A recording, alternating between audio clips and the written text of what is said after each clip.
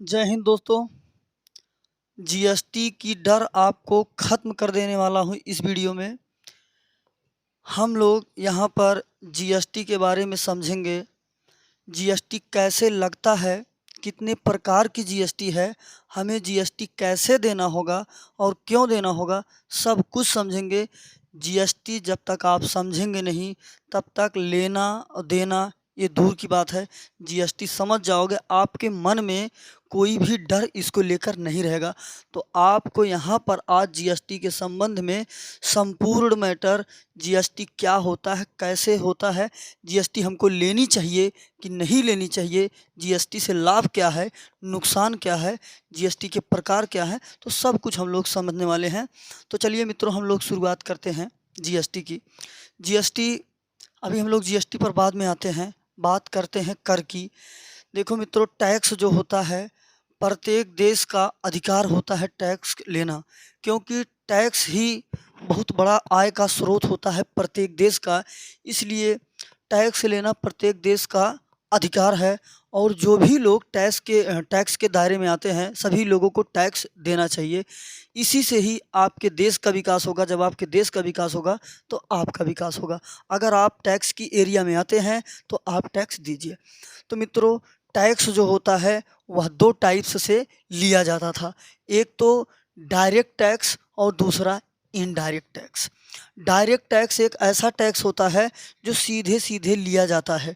Indirect tax वह होता है जो हम लोग वस्तुओं को क्रय विक्रय करते हैं, उनके साथ में टैक्स पहले से ही ऐड रहता है, उस टैक्स को हम लोग इनडायरेक्ट टैक्स कहते हैं। और जो लोग टैक्स हम लोग डायरेक्टली देते हैं उसे हम लोग डायरेक्ट टैक्स कहते हैं।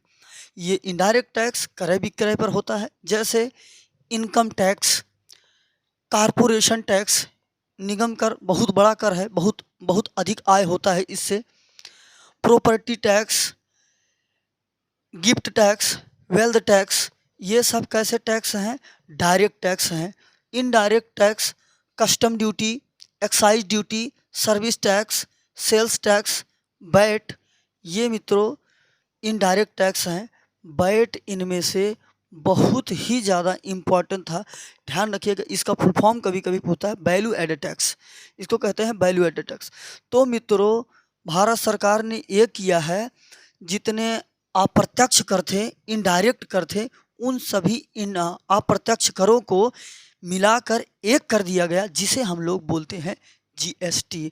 तो मित्रों, 23 अप्रत्यक्ष करों को 23 अप्रत्यक्ष करों को मिलाकर जीएसटी बनाया गया। तो अगर 23 अप्रत्यक्ष करों को मिलाकर जीएसटी बनाया गया है तो जीएसटी भी एक प्रकार का अप्रत्यक्ष कर है। जीएसटी एक प्रकार का अप्रत्यक्ष कर है। पहले इसमें 17 अप्रत्यक्ष करों को ऐड किया गया था, बाद में बढ़ाकर कितना कर दिया गया? 23 अप्रत्यक्ष कर है। और GST goods and service tax, वस्तु एवं सेवा कर। तो कहने का मतलब मित्रों, जीएसटी एक प्रकार का अप्रत्यक्ष कर है जो 23 अप्रत्यक्ष करों को मिलाकर एक बना दिया गया है। ध्यान रखिएगा। अब हम लोग बात करेंगे जीएसटी के प्रकार की। तो मित्रों, जीएसटी को 4 भागों में बांटा गया है। जो हमारे भारत में जीएसटी लगती है वह 4 भागों में बांटा गया, 4 प्रकार की जीएसटी है। पहली CGST, central goods and service tax, जो हमसे केंद्र सरकार टैक्स लेगी जीएसटी के रूप में, वह सीजीएसटी कहलाता है। अभी मैं बताऊंगा कब सीजीएसटी लगेगा, कब एसजीएसटी लगेगा, कब यूटीजीएसटी लगेगा, कब कैसे क्या लगेगा और किस प्रकार से लगेगा, कितना हमको देना होगा, कौन कितना ये लेगा, कितना ये लेगा, सब कुछ बताऊंगा। और जीएसटी लगेगी तो एक बार लगती है कि 2 बार लगती है कि 3 बार लगती है कि सभी साथों चारों एक साथ लगती है, कैसे लगती है, इन सभी पर चर्चा हम लोग करने वाले हैं। तो पहली है सीजीएसटी, जो हमसे केंद्र सरकार लेती है। और दूसरी है SGST, states goods and service tax, जो राज्य हमसे टैक्स लेता है जीएसटी के रूप में, वो एसजीएसटी। और तीसरा है यूटीजीएसटी, क्योंकि भारत में राज्य भी हैं और केंद्र शासित प्रदेश हैं। यूनियन टेरिटरीज, जो एरिया केंद्र शासित प्रदेश में आएगा वहाँ पर हम लोग यूटीजीएसटी वसूल करेंगे। Union territories goods and service tax. यह एक बहुत अच्छी जीएसटी है, IGST, integrated goods and service tax. एक राज्य से दूसरे राज्य में जब हम लोग व्यापार करेंगे, वस्तुओं का क्रय विक्रय करेंगे, तब वहाँ पर हम लोगों को आईजीएसटी देना होगा। तो मित्रों, आईजीएसटी हम लोग जहाँ से प्रोडक्ट लाएंगे वहाँ देना होगा, कि जहाँ पर लाकर प्रोडक्ट को बेचा जाएगा वहाँ देना होगा। हम लोग अभी इसके बाद इस पर चर्चा करते हैं। तो मित्रों, ये आपकी 4 प्रकार की जीएसटी है, सीजीएसटी, एसजीएसटी, यूटीजीएसटी और आईजीएसटी। कब कौन कैसे लगी, अभी हम लोग आगे चर्चा करने वाले हैं। ये देखिए मित्रों, हमको जीएसटी कब देना होगा और कब नहीं देना होगा, कैसे देना होगा। ये 20 लाख रुपए, जैसे मान लीजिए आप कोई व्यापारी हैं, कहीं से 20 लाख रुपए का सामान खरीदते हैं। आप जब 20 लाख रुपए का या 25 लाख कितने भी का सामान खरीदते हैं, तो देखिए पहली बात तो आपने 20 लाख रुपए का क्रय विक्रय किया, तो आपको टैक्स देना होगा। आप प्रॉफिट कुछ भी पाएँ, 1 लाख पाएँ, 2 लाख पाएँ, 4 लाख, उससे मतलब नहीं है, लेकिन आपने क्रय विक्रय 20 लाख का किया तो आप जीएसटी के अंदर में आ जाएंगे। तो ये पूरे भारत में एरिया 20 लाख का रखा गया है, लेकिन कुछ स्पेशल जगहों पर, जहाँ पर पहाड़ी एरिया है, ऐसी एरिया है जहाँ पर बहुत अधिक विकास नहीं है, बहुत अधिक बड़ी बड़ी दुकानें नहीं, कंपनियां नहीं है, छोटे छोटे चीज़ों में काम चल जाता है, तो इस एरिया में 10 लाख रुपए तक का लगभग सीमा रखा गया है। तो यहाँ पर आपको जीएसटी देना पड़ता है अगर आप जीएसटी लेते हैं तो। एक होता है इंटर स्टेट। मित्रों, अब आप ये 20 लाख का आंकड़ा भूल जाइए, जब भी इंटर स्टेट का मैटर हो जाएगा, आप 1 रुपए का भी व्यापार करेंगे आपको जीएसटी देना पड़ेगा। एक राज्य से दूसरे राज्य में कहीं भी आप व्यापार करेंगे तो इंटर स्टेट जो है, आपको 1 रुपए के भी क्रय विक्रय पर आपको जीएसटी देना पड़ेगा। ये इस प्रकार से लगती है। और जो ऑनलाइन खरीदारी होती है, स्विगी, जोमेटो या कहीं से भी ऑनलाइन खरीदारी, वहाँ पर तो टैक्स लगता ही लगता है, कंफर्म है। और ये 20 लाख रुपए पर टैक्स कब लगेगा, कैसे लगेगा, ये आपको मैंने बता दिया। अब चलिए हम लोग आगे चर्चा करते हैं, देखते हैं कैसे लगता है, क्या लगता है, सब कुछ आपको पूरा कंफर्म हो जाने वाला है। तो मित्रों, जीएसटी की स्लैब, जीएसटी की कितनी स्लैब है, 5 स्लैब। जीएसटी को 5 स्लैब में रखा गया है। 0% टैक्स वाले भी वस्तुएं हैं, 5%, 12%, 18% और 28%। जीएसटी के ये 5 स्लैब है, 5 दर हैं, जिनके जो वस्तु जिसमें आती है, जिसमें रखा गया है, वो उतना टैक्स लगता है। अब जैसे जो वस्तुएं रोज़मर्रा की हैं या गरीब लोग अधिक यूज करते हैं, उनको जीएसटी से फ्री किया गया है, उन पर 0% टैक्स लगता है। जैसे कृषि की वस्तुएं, दूध हो गया, इन सब चीज़ों पर। तो जैसे जो बहुत अधिक सुविधादायक वस्तुएं हैं, अब उनसे तो हमारा जीवन रुकने वाला है नहीं, जो बहुत अधिक सुविधादायक हैं, तो उन सभी चीज़ों पर जैसे जैसे मतलब वस्तु की क्वालिटी आरामदायक वाली पहुंचेगी, वैसे वैसे जीएसटी बढ़ता जाएगा। जो बहुत ज़्यादा सुख देने वाली चीज़ है, उन पर 28% जीएसटी लिया जाएगा, ये प्रावधान है। अब मित्रों, हम लोग समझने वाले हैं, ये जो जीएसटी है, जीएसटी लगेगी कैसे। सीजीएसटी, एसजीएसटी, यूटीजीएसटी और आईजीएसटी।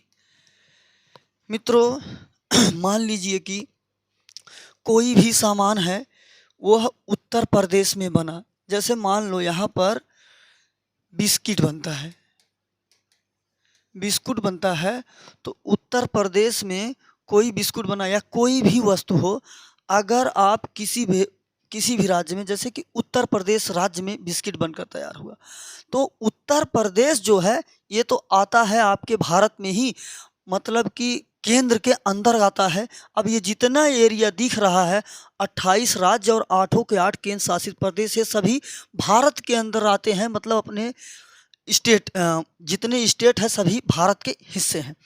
तो बिस्किट बना है उत्तर प्रदेश में, तो सिंपल सी बात है, उत्तर प्रदेश अपने भारत का एक हिस्सा है, तो आपको वहाँ तुरंत का तुरंत सीजीएसटी देना पड़ेगा। आपको सीजीएसटी देना पड़ेगा, क्यों? क्योंकि उत्तर प्रदेश भारत के क्षेत्र में आता है। आप कहीं और भारत के एरिया से हटकर व्यापार करेंगे तब उसका बात अलग है। और आप उत्तर प्रदेश में बिस्किट बनाए हैं, उत्तर प्रदेश को भी टैक्स चाहिए, वह टैक्स SGST है। कहने का मतलब एक बिस्किट जो उत्तर प्रदेश में बन के तैयार हुआ उस पर दो लोगों को टैक्स मिलेगा, एक तो CGST, एक SGST। एक टैक्स ले जाएगा केंद्र आपका और दूसरा टैक्स ले जाएगा आपका राज्य ले जाएगा। तो मित्रों ध्यान रखिएगा, कहीं भी कोई भी प्रोडक्ट किसी भी राज्य में बनता है, मैं अभी सिर्फ राज्य की बात कर रहा हूँ, 28 के 28 राज्य में, तो वो भारत का हिस्सा है राज्य, तो वहाँ पर पहली बात तो तुरंत का तुरंत CGST लग जाएगा। जो अपनी सेंट्रल GST है वो तुरंत लग जाएगी, और जो जिस राज्य में बना है जो भी चीज़ है उस पर SGST लगेगा। कहने का मतलब जिस राज्य में निर्माण होगा ये दोनों GST लगेगी। अगर यहीं पर मित्रों UT-GST होती, कहने का मतलब केंद्र शासित प्रदेश में होता, तो केंद्र शासित प्रदेश जैसे कि ये दिल्ली हो गया आपका, दिल्ली भी तो भारत के ही क्षेत्र में आता है। आपका अंडमान निकोबार द्वीप समूह हो गया, ये केंद्र शासित प्रदेश है, भारत का ही क्षेत्र है। तो वहाँ पर मित्रों ये भारत का है। मान लीजिए कि दिल्ली में कोई प्रोडक्ट बना, यही बिस्किट दिल्ली में बना, तो पहली चीज़ तो दिल्ली अपने भारत का हिस्सा है, तो वहाँ पर SGST लगेगा ही लगेगा। अब हम लोग CGST लगेगा, SGST नहीं लगाएंगे, क्यों? क्योंकि दिल्ली अपना UT है, तो यहाँ पर C तो लगेगा ही लगेगा क्योंकि भारत की बात है। और कहने का मतलब सेंट्रल का भी लगेगा, और UT जिस केंद्र शासित प्रदेश में वो वस्तु बनाया गया है उसको भी देना पड़ेगा। तो यहाँ पर मित्रों ये टैक्स जो है जिस केंद्र शासित प्रदेश बनेगा और संघ को भी देना पड़ेगा, और जो केंद्र शासित प्रदेश है उसको भी देना पड़ेगा। अब मित्रों यहाँ पर लोग ये कन्फ्यूजन हो जाते हैं, इससे लोग डरने लगते हैं। अब हमको दो बार टैक्स देना होगा, तो आपको 2 बार टैक्स नहीं देना होगा। जैसे कि इस बिस्कुट को मान लो 9% टैक्स GST 9% लगाया गया है, तो 9% C को देंगे, 9% S को देंगे, तब तो 18% हो गया। तो नहीं, ऐसा नहीं है। यही जो भी GST के अंतर्गत जितना आएगा उतने को आधे आधे दोनों में बांट दिया जाएगा। जैसे इस बिस्कुट पे 9% का GST लगा, तो 9% GST में से 4.5% आपकी केंद्र ले जाएगी, 4.5% आपका राज्य ले जाएगा जिस राज्य में वो बना है। अगर यही चीज़ दिल्ली में बनती तो 9% ही टैक्स है, तो 9% में से 4.5% आपका केंद्र ले जाएगा, 4.5% आपकी दिल्ली ले जाएगी। तो आपको मिला जुला के घबराना नहीं है। आप GST को अच्छे से समझ लीजिए, आधा वो लेगा आधा वो ले जाएगा। यह होता है GST का बंटवारा, ये किसी स्टेट में हुआ। यहाँ तक बात समझ गए। अब हम लोग बात करने वाले हैं IGST की। IGST थोड़ा से कन्फ्यूजन करती है, मैटर ख़राब करती है। तो मित्रों जैसे कि मान लीजिए कोई प्रोडक्ट है,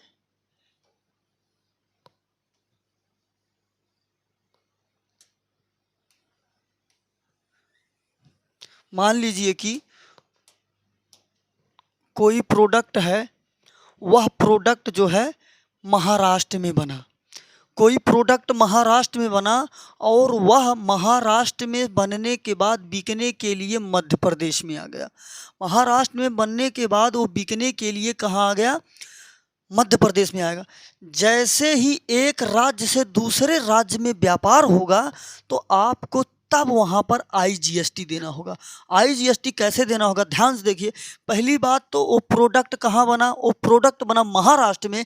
महाराष्ट्र आपके भारत का एक हिस्सा है, तो उस पर सबसे पहले CGST लग जाएगा, तुरंत का तुरंत CGST लग जाएगा। आप यहाँ से उठकर मध्य प्रदेश में बेचने गए हैं, तो अब आधा तो ले गया आपका CGST, आधा ले जाएगा राज्य SGST। तो ये मैटर यहाँ फंस गया कि यहाँ पर इसको दिया जाए कि इसको दिया जाए।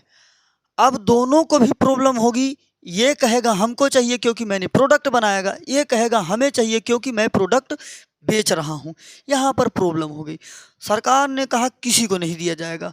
उन्होंने दिमाग लगाया, फिर उसके बाद बोला कि ये प्रोडक्ट जो है महाराष्ट्र में बना है, महाराष्ट्र की ही कंपनी है, तो महाराष्ट्र को तो वैसे भी प्रॉफिट हो रहा है, वहाँ पर रोज़गार मिल रहा है, वहाँ का जो प्रॉफिट हो रहा वो तो मिल ही रहा है, तो इसलिए सरकार ने डिसाइड किया जिस स्टेट में ये बिकेगा प्रोडक्ट जो बना है यहाँ पर, उस स्टेट को ये टैक्स दे दिया जाएगा। तो मान लीजिए जो भी प्रोडक्ट महाराष्ट्र से बन के एमपी में गया, वहाँ पर मान लीजिए इस पर 18% टैक्स लगा है, तो 9% टैक्स आपका CGST ले जाएगा। 9% टैक्स जहाँ से प्रोडक्ट बिका है वहाँ पर वो ले जाएगा। पहले मैटर ऐसे खराब हो जाता था मित्रों, लोग अपनी तरफ से हर राज्य अपने हिसाब से टैक्स रखते थे, कोई 12%, कोई 11%, कोई 14%, 15% ऐसे रखते थे। तो कोई लोग व्यापार करना चाहते थे तो कहीं कहीं उनको प्रॉफिट हो जाता था, कहीं कहीं उनको लॉस हो जाता था, कहीं उनको मतलब कम प्रॉफिट होता था, तो वहाँ पर उन लोगों को थोड़ा से कतराते थे आने के लिए।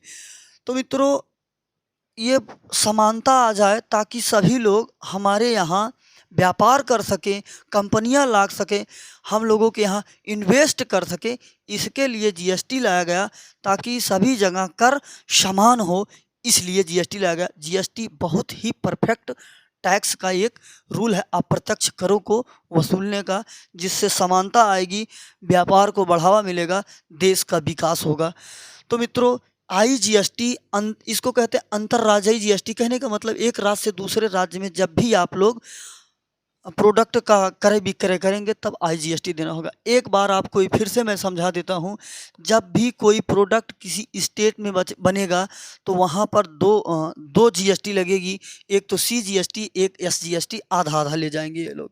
अगर वह केंद्र शासित प्रदेश में बनता है तो CGST और UTGST लगेगी। अगर एक राज्य से दूसरे राज्य में व्यापार करते हैं तब IGST लगेगी, और IGST आधा ले जाएगी, क्योंकि ये सेंट्रल की बात है तो सेंट्रल ले जाएगी, और आधा जो है जिस राज्य में वो प्रोडक्ट की बिक्री होगी उस राज्य को ये प्रोडक्ट दिया जाएगा। मैं आपको एक चीज़ दिखा दे रहा हूँ, आपका मैटर पूरा क्लियर हो जाएगा। ये देखिए, एक बिल है, किसी सामान का एक बिल है, यहाँ पर देख लीजिए, किसी सामान का एक बिल है। यहाँ पर देखिए CGST लगा है और SGST लगा है। उस पर लगा था, उस प्रोडक्ट पर 5% लगा था, तो 2.5% देखिए CGST लगा है, 2.5% SGST लगा है। 77 रुपये 14 पैसे आपका केंद्र सरकार ले गई, 77 रुपये 14 ही पैसे आपका राज्य सरकार ले गई जहाँ पर प्रोडक्ट बना है। ये चीज़ होता है। तो कभी भी आपसे 2 प्रकार की GST नहीं ली जाए, GST एक ही ली जाएगी। वो लोग कैसा अपना बंटवारा करेंगे वो उनके ऊपर है, और कौन बंटवारा करता है, कैसे करता है, इन सभी चीज़ों पर हम लोग बात करने वाले हैं। आपका अपना अगला मैटर ये है, तो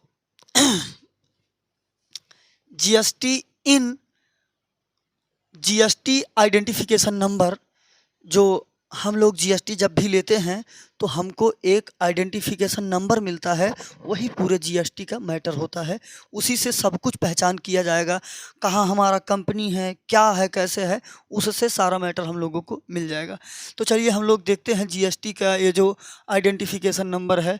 पहली चीज़ तो GST के आइडेंटिफिकेशन में 15 अंक होते हैं। ध्यान रखिएगा, ये प्रश्न बहुत पूछता है, इसमें कितने अंक होते हैं? इसमें 15 अंक होते हैं। ये तो आपके सामने है, देख लीजिए, 1 2 3 4 5 6 7 8 9 10 11 12 13 14 15। कितने अंक होते हैं? तो 15 अंक होते हैं आपके GST पंजीकरण में। GST पंजीकरण में 15 अंक होते हैं। ये शुरुआत के 2 अंक आपके स्टेट का कोड बताता है। कहने का मतलब आपकी कंपनी किस राज्य में है वह ये बताएगा, जो शुरुआत के 2 नंबर हैं। यहाँ पर लिखा भी है स्टेट कोड। और ये जो बीच के 10 नंबर हैं, ये जो बीच के 10 नंबर हैं, परमानेंट अकाउंट नंबर का कहने का मतलब ये पैन कार्ड नंबर है। ये कैसे नंबर है? पैन कार्ड नंबर है आपका, जिसने GST रजिस्ट्रेशन कराया है। ये लास्ट के जो 3 अंक है, मशीन जिससे हम लोग GST जनरेट करते हैं, वो अपनी तरफ से एक यूनिक कोड बना के दे देती है, ताकि जो है GST किसी से मैच ना करे और GST एक हटके रहे। तो यहाँ पर ये 3 अंक जो जनरेट करती है वो अपनी तरफ से एक यूनिक कोड दे देती है। बीच के 10 आपके पैन कार्ड है, 2 आपके स्टेट नंबर है। ये जो पंजीकरण करती है वो कहाँ से होता है? वो होता है मित्रों जीएसटीएन से, goods and service tax network. कहने का मतलब आपको पंजीकरण करना होगा, कुछ भी करना होगा, आपको इसी साइट पर, यहीं पर ये सब चीज़ें मिलेगी। यही पंजीकरण करती है, यही चीज़ें कंट्रोल करती है, किसको कितना दिया जाएगा, कौन जीएसटी कितना लेगा, सेंट्रल को कितना लेगा, ये सब चीज़ें यही तय करती है। जीएसटीएन एन का मतलब यहाँ पर नेटवर्क से है, ध्यान रखिएगा मित्रों। तो ये इतना मैटर आप ध्यान रखिएगा। आपका अगला मैटर ये है, जी हम बात करेंगे मित्रों जीएसटी परिषद की। तो मित्रों सिंपल सी बात यह है, जीएसटी परिषद कहने का मतलब जीएसटी का जो ऑफिस है वहाँ पर, जीएसटी का मुख्यालय नई दिल्ली में है। जीएसटी का मुख्यालय मित्रों नई दिल्ली में है, उसका हेडक्वार्टर नई दिल्ली में है। 1 जुलाई 2017 को जीएसटी लागू किया गया था भारत में।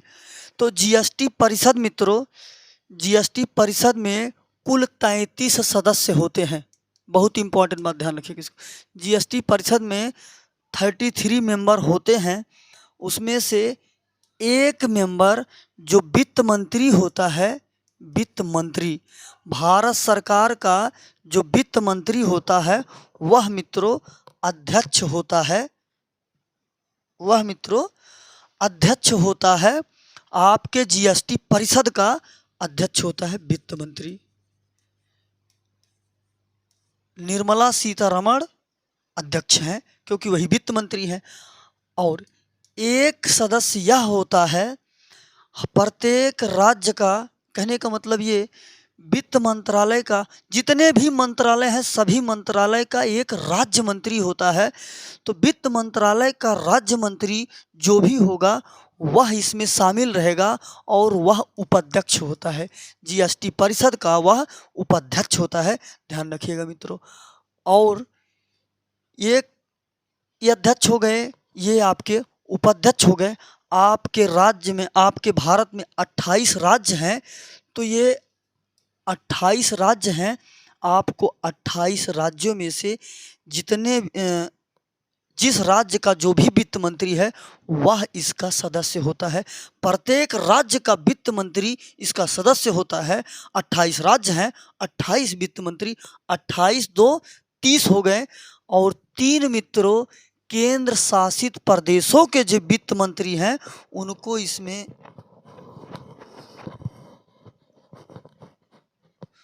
इसमें शामिल किया जाता है, जो अपने 3 केंद्र शासित प्रदेश। अच्छा, वैसे तो केंद्र शासित प्रदेश 8 है, तो तीनों को ही क्यों लिया गया?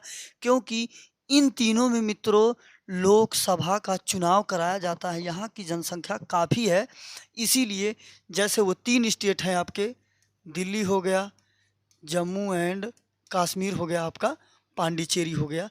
इन तीनों में कितने सदस्य हो गए मित्रों?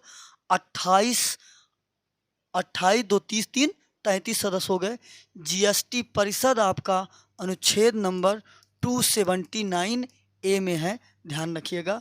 और एक पॉइंट ये ध्यान रखिएगा मित्रों, आपका जो आईजीएसटी है, आईजीएसटी ये आर्टिकल 269A में है। इतनी बात ध्यान रखिएगा, भारत के अनुच्छेद 269A में आपका आईजीएसटी है। और आपका जीएसटी परिषद अनुच्छेद नंबर 279A में है, आप इसको ध्यान रखिएगा। अब आगे हम लोग बात करने वाले हैं जीएसटी के संबंध में जो भी सामान्य ज्ञान की बातें हैं उन सभी चीज़ों पर चर्चा कर। देखिए जीएसटी इतना था, कैसे लगता है, क्या लगता है, मैंने आपको बता दिया। अब आगे हम लोग ये समझ लेते हैं जीएसटी के संबंध में जितने भी प्रश्न बन सकते हैं स्टैटिक के रूप में, ये बार बार पूछे जाते हैं। और यहाँ से जो बात जीएसटी के संबंध में निकल कर आएगी, क्या नफ़ा नुकसान कैसे है, उन सभी चीज़ों पर हम लोग बात कर लेंगे। तो ये चीज़ सबसे ज़्यादा इम्पोर्टेंट है, इसको ध्यान रखिएगा। यहाँ से बार बार प्रश्न आपको देखने को मिलेगा परीक्षाओं में, मैंने सभी को नोट कर दिया है। जीएसटी एक अप्रत्यक्ष कर है, मैंने बताया था आपको जीएसटी अप्रत्यक्ष कर है। 23 अप्रत्यक्ष करों को मिलाकर जीएसटी बनाया गया है एकल कर। सबसे पहले जीएसटी 1954 में फ्रांस में लागू हुआ। सबसे पहले जीएसटी 1954 में फ्रांस में लागू हुआ। भारत में सबसे पहले जीएसटी का प्रस्ताव, कहने का मतलब जब जीएसटी को लाया जा रहा था भारत में, सबसे पहला प्रस्ताव जो बिल आया था वो सन 2000 में आया था। ध्यान रखिएगा, वो कहाँ आया था, वह है सन 2000 में आया था, इतनी बात ध्यान रखिएगा। अगला प्रश्न है, जीएसटी को जब सन 2000 में आया था अपना, ये पारित ना हो सका, उसके बाद जीएसटी को फिर से भारत में लाया गया। अपने सबसे पहले उसको राज्यसभा में पेश किया गया। राज्यसभा ने जीएसटी को मंजूरी 3 अगस्त 2016 को दिया। लोकसभा ने 8 अगस्त 2016 को मंजूरी दिया। राष्ट्रपति ने फाइनल मंजूरी राष्ट्रपति की थी। राष्ट्रपति ने 1 महीने के बाद 8 सितंबर 2016 को जीएसटी पर फाइनल मंजूरी दे दिया और जीएसटी बिल बनकर तैयार हो गया। लेकिन जीएसटी को पूर्ण रूप से भारत में लागू किया गया 1 जुलाई 2017 को। ध्यान रखिएगा मित्रों। तो राष्ट्रपति की मंजूरी 8 सितंबर 2016 को हुआ। हाँ, एक बात यह मित्रों, जब राज्यसभा और लोकसभा में इसको लाया गया था, तो जब चुनाव कराया जा रहा था कौन जीएसटी के पक्ष में है कौन नहीं है, तो इसमें 336 वोट इसके पक्ष में पड़े थे और 11 वोट सिर्फ इसके विपक्ष में पड़े थे। तो 11 लोग थे, कुछ छोड़िए। अब बात करते हैं, सबसे पहले जीएसटी का जो बिल है वो किस राज्य ने लाया। वह राज्य था असम, और असम ने 12 अगस्त 2016 को ये जीएसटी लाया। और जीएसटी को सबसे पहले लागू किया तेलंगाना राज्य ने, जीएसटी को सबसे बाद में लागू किया आपके जम्मू एंड कश्मीर ने। तो ये राष्ट्रपति ने मंजूरी दे दिया। सबसे पहले जीएसटी पारित किया असम ने 12 अगस्त 2016 को, ये मैंने बता दिया। सबसे पहले जीएसटी लागू करने वाला राज्य था आपका तेलंगाना। सबसे पहले जीएसटी लागू किया आपके तेलंगाना ने। भारतीय जीएसटी कनाडा के मॉडल पर आधारित। कहने का मतलब मित्रों, जो आपकी भारतीय जीएसटी है, कनाडा में जो जीएसटी का रूल टैक्स का फॉलो किया जाता है वो भी भारत में मैच करता है, वहाँ से लिया गया है। जीएसटी के लिए 101वां संविधान संशोधन हुआ। जीएसटी को अपने भारतीय संविधान में जोड़ने के लिए 101वां संविधान संशोधन हुआ। इसको लागू किया गया 122वें संविधान संशोधन के तहत। जैसे इसमें 101 में और 122 में थोड़ा कन्फ्यूजन हो जाता है। 101वां संविधान संशोधन तो 122वें संविधान संशोधन के तहत क्या, ये मतलब मित्रों, जैसे कोई भी वित्तीय वर्ष चल रहा है या कैसा अपना वर्ष चल रहा है, तो उस वर्ष में जितने बिल आते हैं सभी के सभी पास नहीं होते हैं। जैसे 101 आया, 102, 3, 4, 5, 6 से 22 तक आया, तो इन 22 में से 22 के 22 सफल नहीं होंगे। जो सफल होंगे उनको यहाँ पर काउंट किया जाएगा, जो नहीं सफल होंगे उनको क्यों काउंट किया जाएगा। तो जीएसटी के संबंध में जब लाया जा रहा था, जीएसटी 101 नंबर पर लागू किया गया, लेकिन उसके लिए 122वें नंबर तक हम लोग पहुँच गए। तो उस वित्तीय वर्ष में और बहुत सारी बिलें भी लाई गई होंगी। तो मित्रों, यहाँ पर ये बात है, 101वें संविधान संशोधन के तहत जीएसटी को भारतीय संविधान में जोड़ा गया।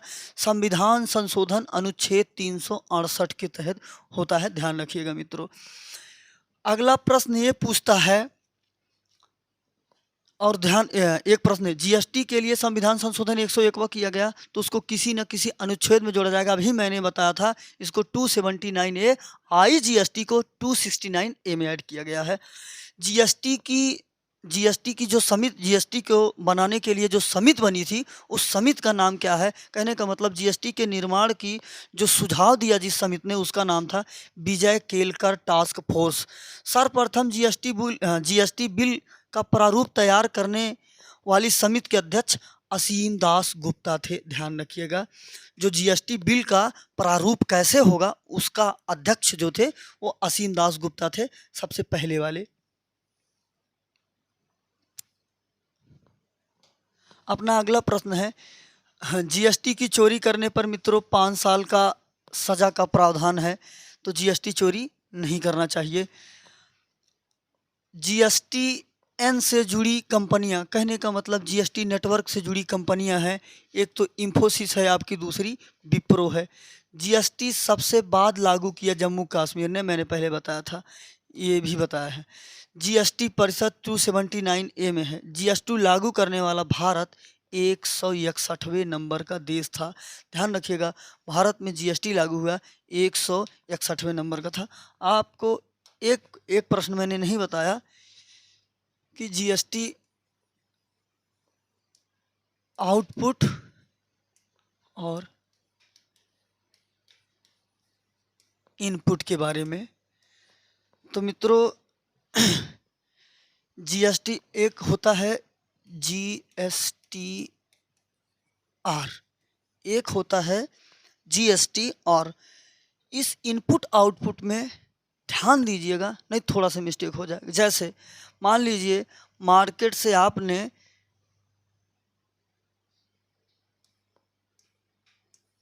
100 रुपए का कोई प्रोडक्ट लिया, उस पर आपकी जीएसटी 10% थी, तो आपको कितना देना होगा?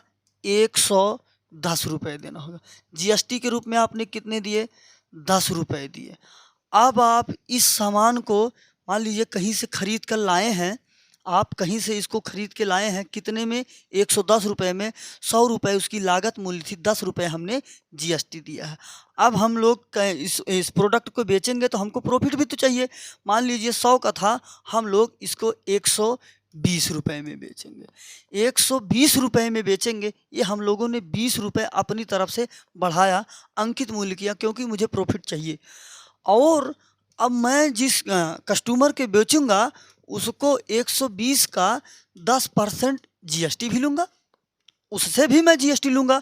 यहाँ से हम लोगों को जीएसटी मिली थी 10 रुपये, अब हम लोगों को यहाँ से जीएसटी मिलेगी 12 रुपये, तो कुल हो जाएगा 132 रुपये। अब मित्रों हम लोगों को यहाँ पर जीएसटी मिला कितना? 12 रुपये। तो किसी को जीएसटी 22 रुपये थोड़ी ना देना होगा। ये है जीएसटी। आप 10 रुपये जीएसटी देकर लाए थे, आपका 10 रुपये का जीएसटी इसमें से घटा दिया जाएगा, वो तो पूर्ति हो गई, बचा 2 रुपये। अब ये 2 रुपये आपको रिटर्न करना है, जीएसटी रिटर्न, इसी को कहते हैं मित्रों जीएसटी रिटर्न। ये 2 रुपये अगर आप चाहें तो ना दें, इसको चोरी कर लें, मत बताइए। तो यहाँ पर ये जीएसटी चोरी नहीं करना चाहिए। जीएसटी की चोरी करेंगे 5 साल का आपको सज़ा हो सकती है। तो मित्रों यही जो 2 रुपये है आपको जीएसटी रिटर्न है। जीएसटी रिटर्न 3 बार में किया जाता है, 1 महीने में 3 बार कर सकते हैं, 10-10 दिन पे, तो आपको आसानी भी रहेगी। एक कंपोजिशन जीएसटी होती है, वो थोड़ा क्रिटिकल होती है। तो मित्रों ये आउटपुट इनपुट यही है। तो कहने का मतलब जीएसटी जो होता है इसी तरीके से लगता है। मित्रों अगर आपको कुछ भी कन्फ्यूजन है तो आप हमसे संपर्क करके भी समझ सकते हैं। जीएसटी के संबंध में आपको संपर्क सूत्र डिस्क्रिप्शन बॉक्स में दे दिया जाएगा। तो मित्रों हमें लगता है जीएसटी के संबंध में आपको ये बातें समझ में आई होगी। तो मित्रों आप सभी लोग संयुक्त अकेडमी से बने रहिए, और इसका जो भी पीडीएफ है पूरा अच्छे से पीडीएफ आपको हमारे टेलीग्राम चैनल पर मिलेगा, लिंक डिस्क्रिप्शन बॉक्स में आपको दे दूंगा। आप सभी लोग संयुक्त अकेडमी से बने रहिए, आप सभी के लिए अच्छी जानकारी आती रहेगी। तो जो लोग नए हैं हमारे चैनल को सपोर्ट करिए। धन्यवाद। जय हिंद।